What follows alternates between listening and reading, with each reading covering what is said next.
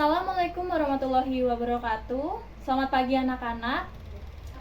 Nah, sebelum kita memulai pembelajaran pada pagi hari ini, marilah kita berdoa terlebih dahulu. Berdoa dimulai. Bismillahirrahmanirrahim. Nah, berdoa tidak dibatasi. Nah, sebelum kita memulai pembelajaran, marilah kita melakukan presensi terlebih dahulu ya anak-anak. Oke, Asri. Hadir Bu. Kita. Hadir.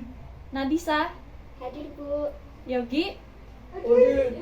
Oke, hadir semua ya ini. Nah, sebelum kita masuk ke materi hari ini, ada yang masih ingat tidak materi minggu kemarin apa? Prima Bu gitu. Definisi pelayanan prima Bu. Oke, benar sekali. Nah, pelayanan prima itu apa? Ada yang tahu nggak? Ada yang masih ingat nggak? Lupa Ibu. Oke, ternyata udah pada lupa ya teman-teman. Nah, jadi pelayanan prima adalah pelayanan yang memenuhi standar kualitas yang sudah ditentukan. Nah, hari ini kita akan melanjutkan materi yang kemarin, yaitu mengenai mewujudkan sikap yang baik kepada pelanggan. Apa contohnya? Ada yang bisa menjawab? Bisa angkat tangan? Tetap bersikap baik kepada pelanggan yang marah-marah Bu. Nah, benar. Itu salah satu contohnya ya teman-teman. Nah, langsung saja masuk ke materi. Jadi, setiap perusahaan pemberi jasa tentunya bertujuan untuk menciptakan dan mempertahankan pelanggan.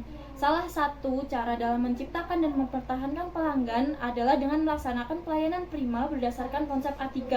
Nah, konsep A3 itu ada attitude, action, dan attention.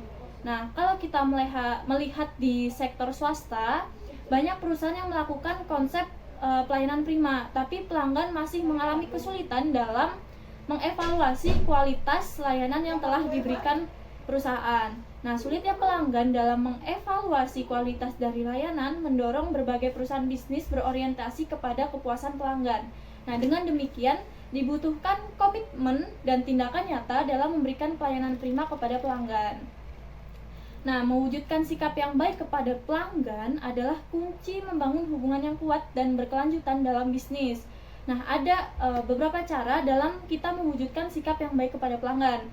Nah, cara yang pertama yaitu memahami kebutuhan pelanggan. Nah, setiap pelanggan pastinya memiliki kebutuhan yang berbeda.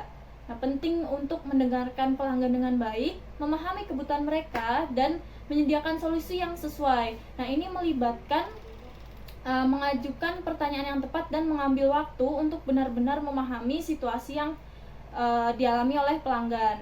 Terus yang kedua yaitu kesabaran dan pengertian. Nah, pelanggan tuh mungkin menghadapi masalah atau kebingungan tertentu.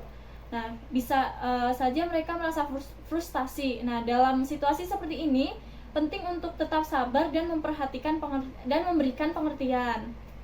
Nah, yang selanjutnya yaitu komunikasi. Nah, kita harus memberikan komunikasi yang efektif kepada pelanggan. Nah, komunikasi yang baik adalah aspek penting dalam mewujudkan sikap yang baik kepada pelanggan. Nah, pastikan kita mengkomunikasikan informasi dengan jelas dan tepat waktu. Nah, berikan penjelasan yang mudah dipahami, menghindari bahasa teknis yang sulit dicerna oleh pelanggan, dan pastikan bahwa pesan yang disampaikan tidak menyinggung atau memicu konflik.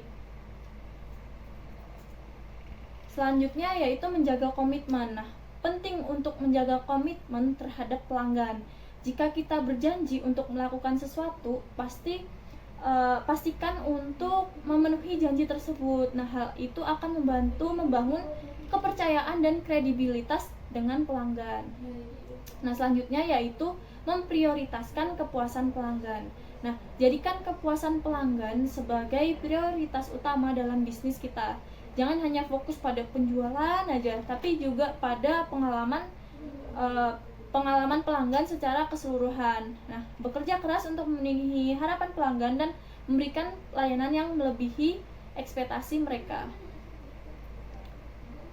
Yang selanjutnya yaitu menyediakan solusi yang efektif. Nah, kita sebagai customer service ya contohnya, ketika pelanggan menghadapi masalah atau keluhan, berusahalah untuk menyediakan solusi yang efektif dan memuaskan. Dengarkan dengan seksama, tanyakan pertanyaan yang relevan, dan cari cara untuk membantu pelanggan menyelesaikan masalah mereka. Nah, yang selanjutnya yaitu memperhatikan detail. Nah, perhatikan setiap detail dalam berinteraksi dengan pelanggan. pastikan untuk memberikan informasi yang akurat. Yang selanjutnya yaitu memperhatikan detail. Nah, perhatikan setiap detail dalam berinteraksi dengan pelanggan. Pastikan untuk memberikan informasi yang akurat, memenuhi permintaan mereka dengan cermat, dan mengurus segala sesuatu dengan teliti. Hal ini akan menunjukkan bahwa kita sebagai customer service menghargai seorang pelanggan. Nah, itu saja materi yang dapat saya sampaikan pada pagi hari ini. Ada yang ingin ditanyakan terkait materi tersebut? Bisa angkat tangan. Oke, sepertinya tidak ada ya. Kalau gitu, biarkan saya yang memberikan pertanyaan kepada kalian. Nah, sebelum itu buatlah kelompok dengan masing-masing kelompok 2 orang anggota. Sudah? Oke, dengarkan baik-baik soal yang saya berikan. Nah, jadi ada seorang pelanggan datang ke restoran A dan memesan makanan yang kemudian disajikan dengan kualitas yang buruk. Pelanggan tersebut mengeluh kepada pelayan tentang masalah ini. Nah, bagaimana restoran A tersebut menangani keluhan pelanggan dengan baik? Nah, pertanyaannya yang pertama yaitu, apa yang seharusnya dilakukan oleh pelayan restoran A saat menerima keluhan pelanggan? Lalu yang kedua, bagaimana pelayan dapat menunjukkan empati kepada pelanggan yang mengeluh? Nah, pertanyaan yang ketiga, apa langkah-langkah yang harus diambil oleh manajemen restoran A untuk memastikan keluhan pelanggan ditangani dengan baik? Nah, silahkan diskusikan pertanyaan tadi dengan kelompok Anda. Nah, kalian dapat mencari jawaban lewat buku maupun internet. Sudah? Oke, jika sudah, silahkan dimulai dari kelompok 1 untuk maju ke depan untuk cut. Oke, sudah? Jika sudah, silahkan dimulai dari kelompok 1 untuk mengajukan argumen kalian di depan sini. Oke, semua kelompok sudah mengajukan argumennya ya teman-teman. Nah, jadi kesimpulannya pada pembelajaran pagi hari ini adalah pelayanan yang baik kepada pelanggan dapat meningkatkan kepuasan mereka, membangun hubungan jangka panjang, dan meningkatkan reputasi bisnis kita. Nah, jadi pelayanan yang baik itu sangat penting ya teman-teman. Nah, oke, itu saja materi dari saya. Nah, untuk materi yang selanjutnya kita akan membahas mengenai bahasa tubuh dalam melayani pelanggan. Nah, sebelum besok kita memulai pembelajaran, kalian bisa nih lihat video-video di YouTube gimana sih gestur tubuh atau gaya tubuh saat melayani pelanggan. Nah, karena di awal kita berdoa sebelum memulai pembelajaran, nah maka di akhir ini kita akan berdoa juga. Nah, berdoa dimulai. Alhamdulillah.